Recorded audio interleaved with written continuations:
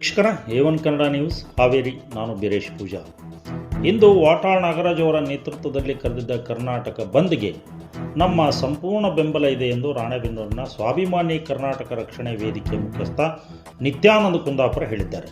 ಈ ಕುರಿತು ನಗರದ ಪೋಸ್ಟ್ ಸರ್ಕಲ್ನಲ್ಲಿ ಪ್ರತಿಭಟಿಸುವ ಮೂಲಕ ಕಾವೇರಿ ನಮ್ಮದು ಎಂದು ಆಕ್ರೋಶ ವ್ಯಕ್ತಪಡಿಸಿದ್ದಾರೆ.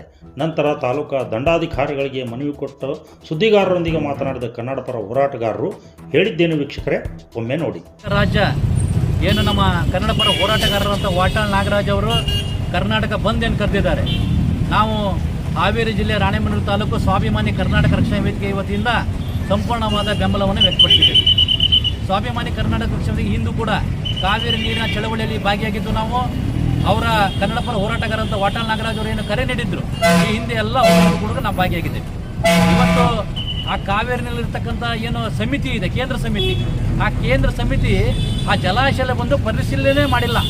ಕೇಂದ್ರದಲ್ಲಿ ಕೂತ್ಕೊಂಡು ಡೆಲ್ಲಿಯಲ್ಲಿ ಕೂತ್ಕೊಂಡು ಒಂದು ಸಮಿತಿ ನಿರ್ಧಾರ ಮಾಡ್ತದೆ, ನೀವು ಪ್ರತಿದಿನ 2,500 ಕ್ಯೂಸೆಕ್ಸ್ ನೀರು ಬಿಡಬೇಕಂತೇಳಿ. ಅದರಲ್ಲಿ ನೀರೇ ಬಂದಿಲ್ಲ. ಆ ಜಲಾಶಯದಲ್ಲಿ ಎಷ್ಟು ಮಟ್ಟ ನೀರಿದೆ ಅನ್ನೋದು ಅವರಿಗೆ ಇನ್ನೂ ಪರಿಶೀಲನೆ ಆಗಿಲ್ಲ. ಬೇರೆ ಇದರಿಂದ ಬರ್ತಕ್ಕಂಥ ಏನು ನೀರುಗಳು ಸಂಗ್ರಹ ಆಗಿದೆ, ಹೆಚ್ಚುವರಿ ನೀರಿಗೆ ಆಗಲ್ಲ, ಹೆಚ್ಚುವರಿ ಹೋಗ್ಬಿಟ್ಟಿದೆ. ಅಲ್ಲಿ ನೀರು ಸಂಗ್ರಹ ಆಗ್ತದ ಪ್ರದೇಶದಲ್ಲಿ ತಮಿಳುನಾಡಿಗೆ ಒಳಹರಿವು ಹೆಚ್ಚಿಗೆ ಆಗಿದೆ. ಆ ನೀರು ಕರ್ನಾಟಕದಲ್ಲಿ ನಮ್ಮ ಭಾಗದಲ್ಲಿ ಬರ್ತಕ್ಕಂಥ ನೀರು ಒಳಹರಿವು ಇರ್ತದೆ, ಒಳಹರಿವು ತಿರುವು ಆ ತಮಿಳುನಾಡಿಗೆ ಹೋಗ್ತಾ ಇದೆ. ಆ ಲೆಕ್ಕವನ್ನು ಅವ್ರು ಪರಿಶೀಲನೆ ಮಾಡ್ತಾ ಇಲ್ಲ. ಈಗ ಮತ್ತೆ ಪ್ರತಿದಿನ 2,500 ಕ್ಯೂಸೆಕ್ಸ್ ನೀರು ಬಿಡ್ರಿ ಅಂತ ಏನು ಹೇಳ್ತಿದ್ದಾರೆ. ನಾವು ಸ್ವಾಭಿಮಾನಿ ಕರ್ನಾಟಕದಿಂದ ಖಂಡಿಸ್ತಾ ಇದ್ದೇವೆ. ಮಾನ್ಯ ಮುಖ್ಯಮಂತ್ರಿಗಳು DK ಶಿವಕುಮಾರ್ ಅವರು ಯಾವಾಗಲೂ ಹೇಳ್ತಾರೆ, ನಾವು ಬಂಗಾರಪ್ಪನ ಶಿಷ್ಯ ಅಂತೇಳಿ. ಆ ಬಂಗಾರಪ್ಪ ಸರ್ಕಾರ ಅವರ ಶಿಷ್ಯರಾದಂಥವ್ರು ದಯವಿಟ್ಟು ತಾವು ಕೂಡ ಆ ಬಂಗಾರಪ್ಪರ ಛಲವನ್ನು ಸಾಧಿಸ್ಬೇಕಂತೇಳಿ ನಾನು ಕೇಳ್ಕೊಳ್ತಾ ಇದ್ದೇನೆ.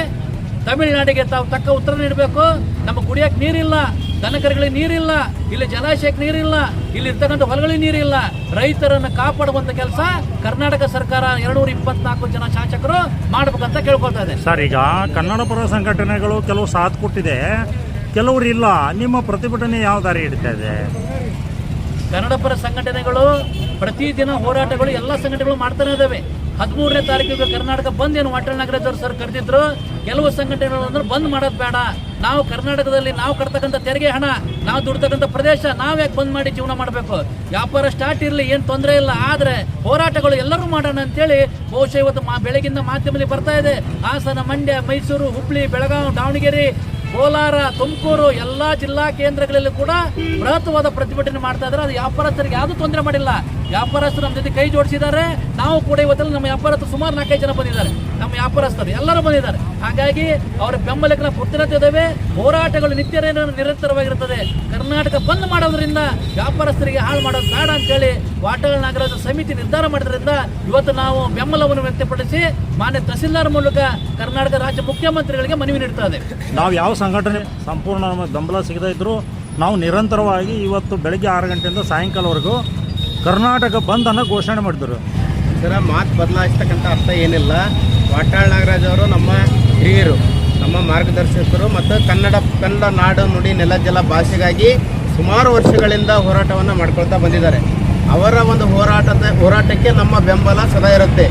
ಯಾವುದೇ ನಾಡು ನುಡಿ ನೆಲ ಜಲ ಭಾಷೆ ವಿಚಾರವಾಗಿ ಇವತ್ತು ಅವರು ಕರೆ ಕೊಟ್ಟಂಥ ಹೋರಾಟಕ್ಕೆ ನಾವು ಸಂಪೂರ್ಣವಾಗಿ ಬೆಂಬಲವನ್ನು ಕೊಡ್ತೇವೆ.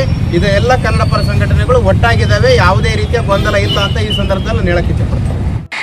ನೋಡಿದ್ರಲ್ಲ ವೀಕ್ಷಕರೇ, ಕಾವೇರಿ ನೀರು ನಮ್ಮದು ಎಂದು ಧ್ವನಿ ಎತ್ತಿದ್ದ ಕನ್ನಡ ಪರ ಸಂಘಟನೆಗಳ ಹೋರಾಟ ಈಗ ಸದ್ಯಕ್ಕೆ ತಣ್ಣಗಾಗಿರ್ತಕ್ಕಂಥದ್ದು ಅಂತ ಹೇಳ್ತಾ ಇವತ್ತಿನ ಸುದ್ದಿ ಮುಗಿಸುವ ಮುನ್ನ ನಮ್ಮ ಚಾನಲನ್ನು ಸಬ್ಸ್ಕ್ರೈಬ್ ಮಾಡ್ಕೊಳ್ಳಿ, ಲೈಕ್ ಮಾಡಿ, ಶೇರ್ ಮಾಡಿ ಅಂತ ಹೇಳ್ತಾ ಮುಂದಿನ ಮತ್ತೊಂದು ಭಾರಿ ಸುದ್ದಿಯೊಂದಿಗೆ ಭೇಟಿಯಾಗೋಣ. ಅಲ್ಲಿವರೆಗೂ ನಮಸ್ಕಾರ.